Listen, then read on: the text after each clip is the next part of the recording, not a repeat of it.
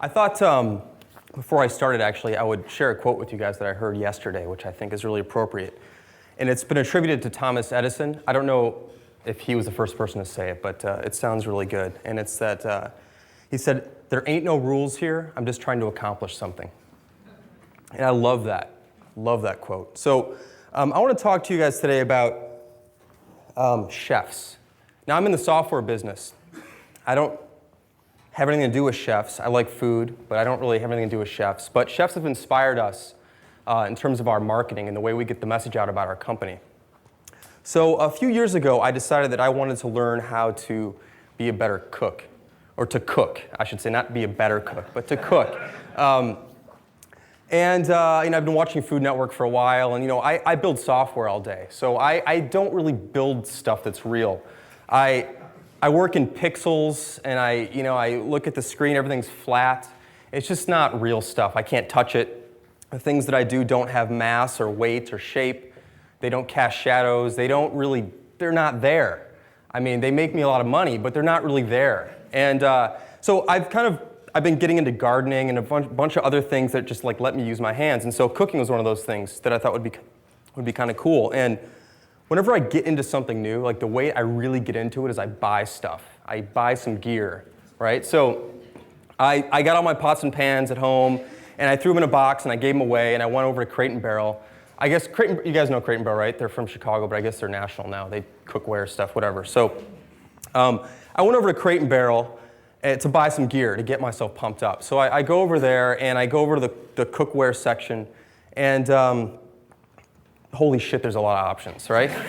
It's like pots, pans, casserole things, all this stuff. There's a variety of different shapes, sizes, colors, brands. You've got brands like All-Clad and Calphalon and who is it? KitchenAid and Cuisinart and Le Creuset. Is that how you pronounce it? Okay.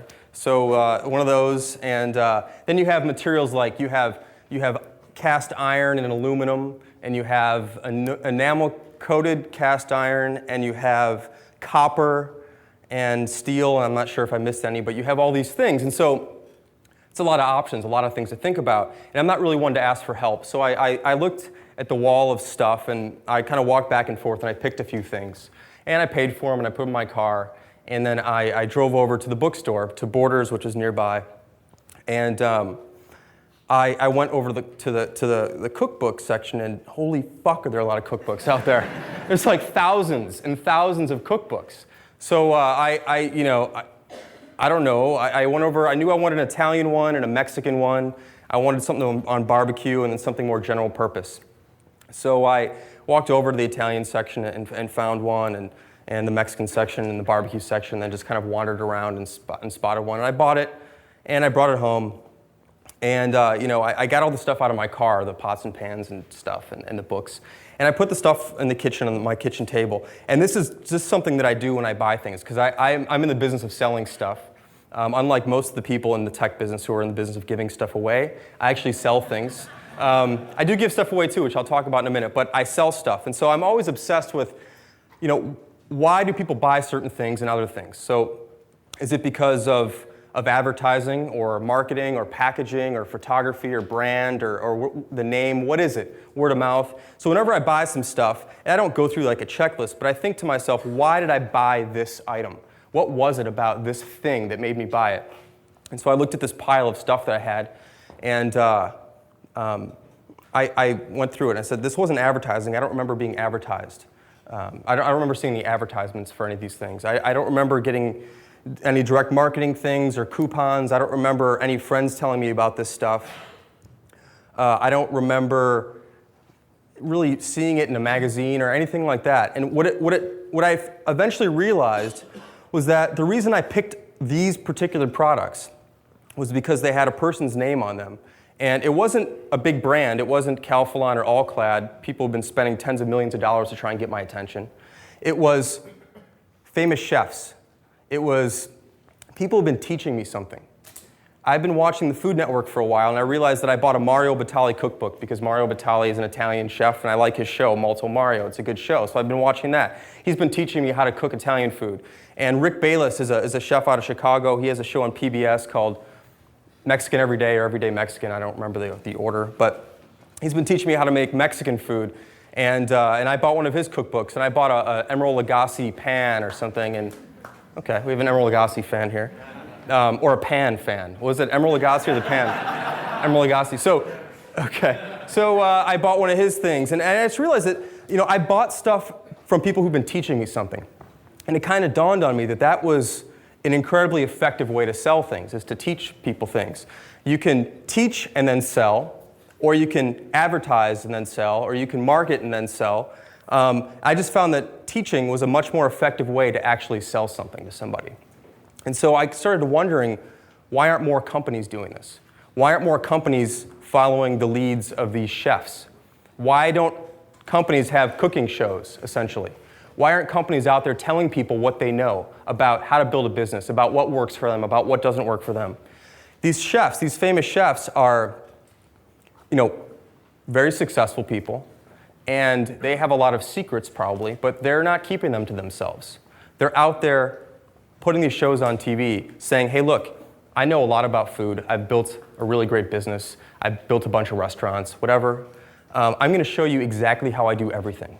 And it's going to be on camera, and you can watch me do it. These are my secrets. This is what I know. I want to teach you how to do it.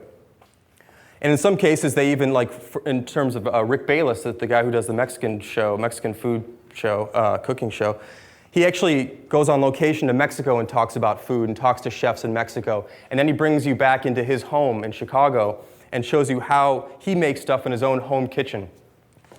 And then these guys also have cookbooks, which are their secrets again. They're recipes. This is what they do for a living. They cook using recipes, making dishes, and they're giving this stuff away. I mean, they're charging you $20, $30 for a book, but they're saying, here are all my ideas. Here's all my stuff that I know how to do. You can do it too.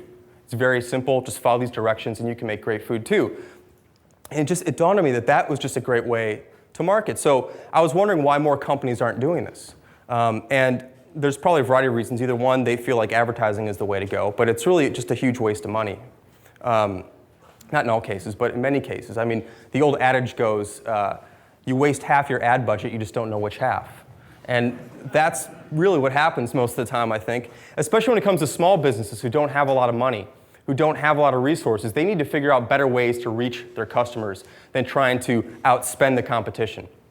And so I thought maybe the way to do this was to out-teach the competition, to out-share the competition, to out-contribute the competition. And so what we decided to do at our company was to begin to share everything that we knew about what we do every day. From hiring to design decisions about our products. We're all about building simpler products than everybody else's. Our products do less than the competition. And so we talked about why that was important to us. And we talked about what it means to say no more than you say yes. And we talked about our hiring decisions. We talked about why we hire people and why we'll never hire someone who doesn't use a Mac. Some people may disagree, but that's what we believe, so we shared that. We said we'll never hire anybody who misspells a word on their resume. And we put that on our blog. By the way, when we teach on our blog. We write articles about these things on our weblog. And some people say we're arrogant pricks because of this, because we say we won't hire someone who makes a spelling mistake. Someone will say, well, what does a designer have to spell well for? Well, I think it's important. It pays attention to, you pay attention to the details if you get the spelling right and things like that. And so we risk our reputation in some cases by sharing things that a lot of companies wouldn't share. But what we do is, and this is the real big difference between sharing and marketing and advertising, is that we create an audience. We generate an audience. So a lot of companies will have customers, and the really lucky companies will have fans, but the really fortunate companies will have an audience. And an audience is something that is incredibly magical, especially when you're a small business and you don't have a lot of money to reach a lot of people, because companies that spend a lot of money on advertising have to go out and constantly reach people.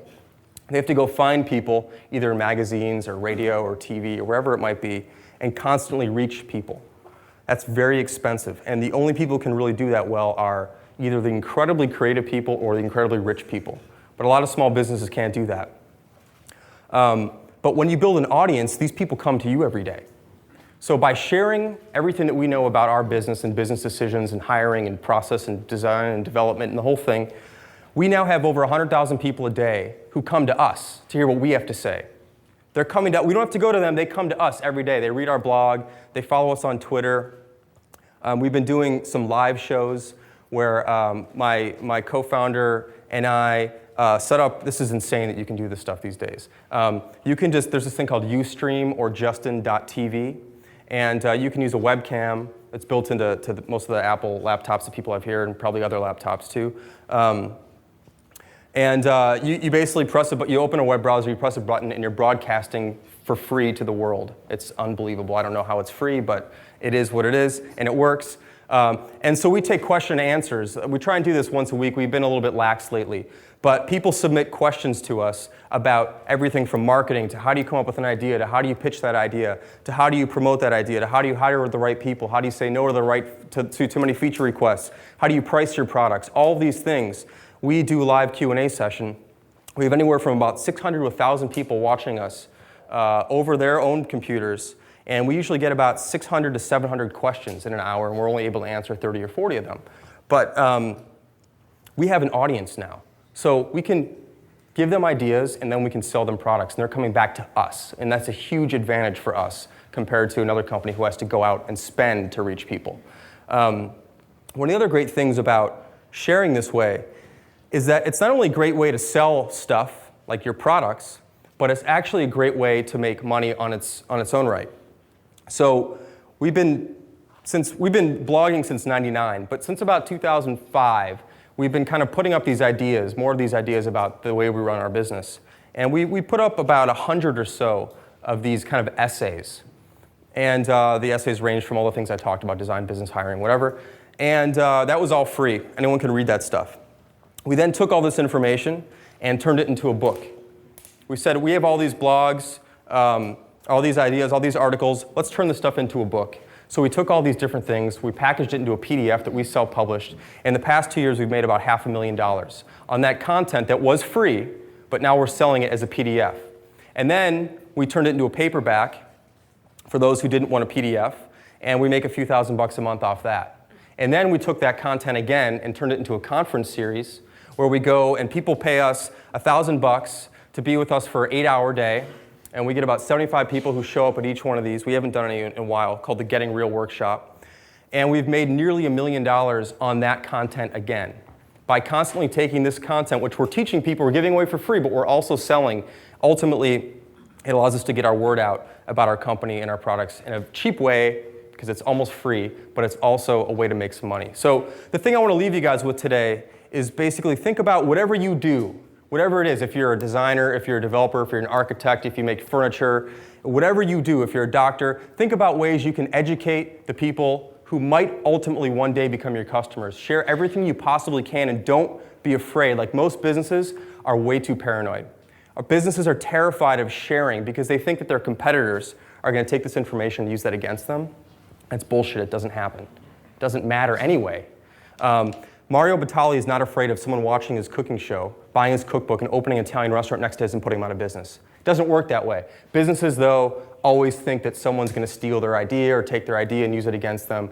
And at the end of the day, it's all about execution anyway. All these ideas are out there. All these ideas are free. If you know how to do something, someone else knows how to do it as well. So you might as well be the one sharing with them. So whatever you do, think about writing it up, speaking at conferences, whatever you can do, open your company up as much as you possibly can, and it's really ultimately going to benefit you and your customers. So I hope this was valuable, and thanks for listening.